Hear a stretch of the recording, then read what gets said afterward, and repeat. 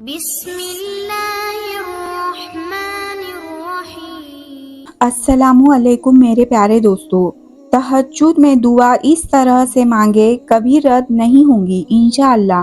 کیسے ہیں آپ لوگ؟ امید ہے کہ سب لوگ خیریت سے ہوں گے۔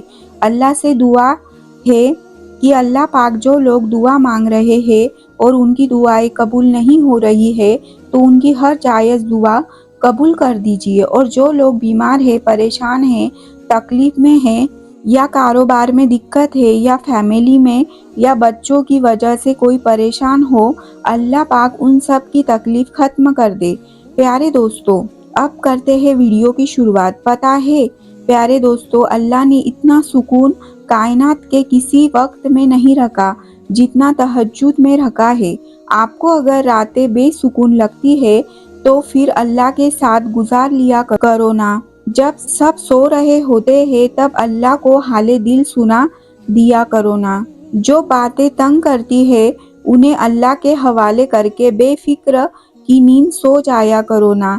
تہجد کا پہلا غم کا سجدہ آخری غم کا سجدہ ہوتا ہے، کیونکہ اس کے بعد کوئی غم نہیں ستاتا اور نہ ہی کوئی زخم ستاتا ہے۔ پھر تو انسان خوشی سے جاگتا ہے اپنے رب سے ملاقات کے لیے۔ دوستو، آنسو، سسکیاں، تکلیف، درد، تڑپ، پریشانیاں، ان سب سے چھٹکارا پانا چاہتے ہو تو تہجد پڑھا کریں، انشاءاللہ بہت فائدہ ہوگا۔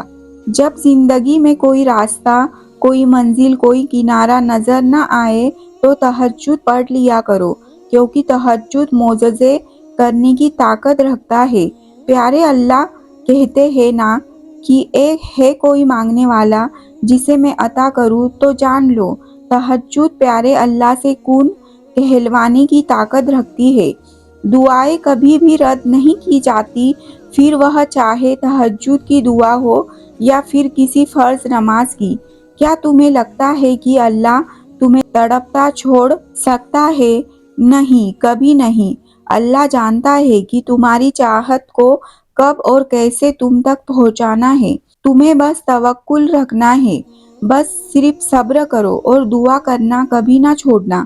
پھر دیکھو تمہارے دعا سے وہ بھی پا لو گے جو تمہارا نہیں ہو سکا۔ اور اگر یقین رکھتے ہو تو حالات سے نا امید مت ہو، کیونکہ معجزے یقین والوں کے لیے ہوتے ہیں اور معجزے روز ہوتے ہیں۔ اور پھر ڈرو مت، تم جہاں کہیں بھی ہو اللہ تمہارے ساتھ ہے۔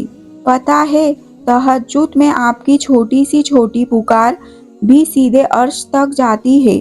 جب آپ اللہ کی طرف مخاطب ہوتے ہو نا تو وہ فرماتے ہیں مانگو جو تم کو چاہیے، جس کی تمہیں ضرورت ہے، میں سنوں گا، میں عطا کروں گا۔ جو بھی تمہاری فریاد ہے مجھ سے کہو، میں سنوں گا اور پوری کروں گا۔ پھر پتہ ہے جو بھی آپ کی زبان سے نکلتا ہے نا اس پر کن فرما دیا جاتا ہے۔ پیارے دوستو، یہ کبھی مت سوچنا کہ تہجد میں آپ جو دعا مانگتے ہیں نا وہ قبول نہیں ہوئی۔ سوچو نا، اگر تمہاری دعا قبول نہ کرنی ہوتی تو وہ تمہیں اس تہجد تک لاتا ہی کیوں؟ بار بار کوئی دعا مانگنا اتفاق تھوڑی ہو سکتا ہے۔ ناممکن کے راستے نظر آنے کے بعد بھی ممکن کی امید بلا وجہ تھوڑی ہو سکتی ہے۔ اور پتہ ہے دوستو، تہجد کے وقت وہ دعائیں بھی قبول ہوتی ہے جسے دنیا ناممکن بتا کر دل توڑ چکی ہوتی ہے۔ سب سے بڑی تو یہی ہے کہ تمہارا تہجد تک آنا بھی ایک معجزہ ہے۔ پیارے دوستو، اللہ تمہارے ساتھ ہے، اور جب صبر کرنے والے درد سے اللہ کو پکارتے ہیں نا تو وہ ان کے دلوں کو ٹھنڈا کر دیتا ہے اور وہ انہیں ہر گھٹن سے آزاد کر دیتا ہے۔ تمہارا کام بس دعا کرنا ہے۔ جب تم دعا کے ذریعے اپنا پہلا قدم اللہ کے جانب بڑھاتے ہو تب وہ تمہیں دیکھ کر خوش ہوتا ہے۔ پتہ ہے نا، دعا کی قبولیت کے لیے یقین بہت ضروری ہے، اور یقین صبر کے کیے بغیر کبھی نہیں آ سکتا، اور صبر سے بہترین عبادت اور کوئی نہیں ہو سکتی۔ اللہ ہر شخص کو مختلف طریقوں سے آزماتا ہے، اور کبھی کبھار وہ تمہیں ایسے آزمائش میں مبتلا کر دیتا ہے کہ لگتا ہے کہ اب तुम कभी भी इस आजमाइश से निकल नहीं सकोगे। मगर ऐसा होता नहीं है, क्योंकि अल्लाह तुम्हें तुम्हारा इम्तिहान में मुब्तला करने से पहले तुम्हारे लिए उससे बाहर निकालने का रास्ता बनाता है। वह तुम्हें गिराकर भी संभलने का हुनर सिखाता है। अल्लाह आजमाता उन्हीं को है जिनसे वह मोहब्बत करता है। दोस्तों, तहज्जुद सुकून है, तहज्जुद भरोसा है, तहज्जुद मोज़े तक पहुँचने का जरिया है, तहज्जुद मकबूलियत का रास्ता है, तहज्जुद तो रब से इश्क का सबूत है। जानते हो ना, तहज्जुद का बुलावा ऐसे तो नहीं होता। अरे तहज्जुद का बुलावा फर्श से नहीं अर्श से आता है। तहज्जुद तो सिर्फ उसे ही मिलता है जिसे अल्लाह चाहता है, और जिसे अल्लाह चाहता है ना, उसे वो मुकम्मल कर देता है। जब तुमको सुकून की ज़रूरत होती है और तुम सुकून की तलाश में दर बदर भटकते रहते हो ना, तब प्यारे अल्लाह तुम्हें ज़िंदगी में सुकून अता करने के लिए तहज्जुद का रास्ता दिखाते हैं। जब दुआओं के कबूल होने का रास्ते बंद नज़र आने लगते हैं ना, तब भी एक रास्ता बंद नहीं होता, और रास्ता है तहज्जुद का, जहाँ इंशाअल्लाह मकबूलियत लाजिम होती है। हाँ, पता है कि दुआ के कबूल होने का वक्त उसकी मकबूलियत के बारे में अल्लाह ही जानता है, मगर हमें दुआओं को पूरे यकीन और भरोसे के साथ मांगते रहना है।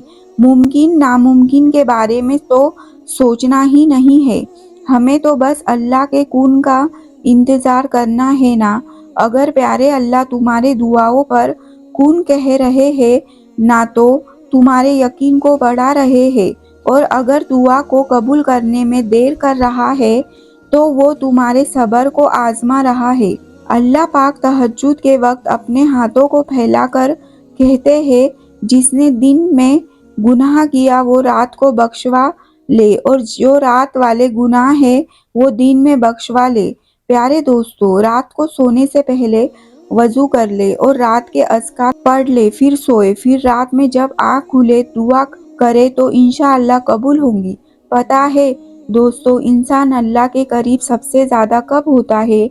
इंसान अल्लाह के करीब सबसे ज़्यादा सजदे के हालत में होता है। इसलिए कसरत से अरबी में सजदे में दुआ करे। दुआ अगर याद ना हो तो आप याद कर ले। कौन कौन से वक्तों में दुआ कबूल होती है? एक, अजान के वक्त, दूसरी अजान और इकामत के दरमियान, तीसरी हय्या अल सला और हय्या लल फला के बाद, खासकर उस शख्स के लिए जो किसी मुसीबत में जकड़ा हुआ हो, उस वक्त दुआ करना बहुत फ़ायदेमंद है।